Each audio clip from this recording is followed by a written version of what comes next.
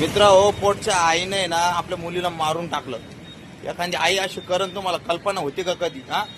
तिनं तिच्या स्वतःच्या मुलीला मारून टाकलं मित्र हो. आणि कारण काय फक्त माहितीये का? तिनं इंटरकास्ट मुलासंग प्रेमविवाह केला. मला सांगा मित्र, काय गुन्हा केला का? 20 वर्षाची मुलगी होती, तिला तेवढा अधिकार आहे की नाही आजच्या जमान्यामध्ये? आता मला सांगा, आपण आता आपल्या भारतामध्ये आपल्याला संविधानाने तेवढा अधिकार दिला की नाही दिला? सगळ्याला स्वातंत्र्य जगाचा. ती थोडी नाबालिक होती, ती बालिक होती. तुम्हाला सांगतो मित्रांनो, आईनं तिला म्हणजे गळा दाबून मारून अशी एक रिक्षा चालली का आता कधी, अशा रिक्षामध्ये तिला घेऊन तिची बॉडी रफा दफा करायच्या मार्गावर होती ती. परंतु मित्रांनो, तुम्हाला खोट नाही सांगत, तो जो रिक्षा ड्रायव्हर तो खूप हुशार. त्याला संशय आला मित्रांनो.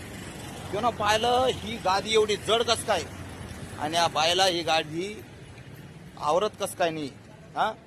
ते उचलून त्या बाईला मदत करायला गेला तर त्याला खूप जड वाटली ती गादी. अरे गादीचं वजन इतकं राहत नाही, मीच्यात भानगडी वाटतं काहीतरी. त्याला संशय आला आणि मग त्यानं ती गादी खोला लावली. बाई खोलायला तयार नाही.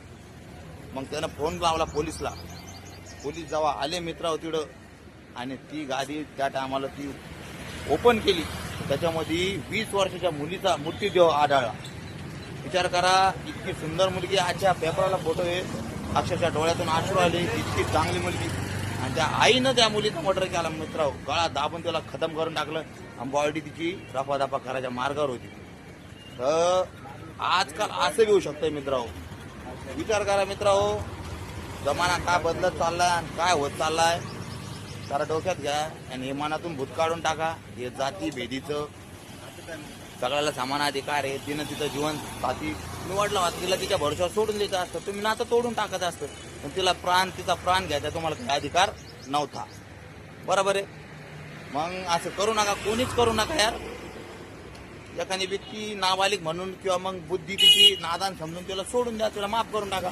तिच्या संग नातं तुम्ही तोडून टाका, तिच्या संग काही संबंध ठेवू नका, पण तिला मारून टाकू नका. तुम्हाला काहीच अधिकार नाही तिला मारून टाकायचा. ओके.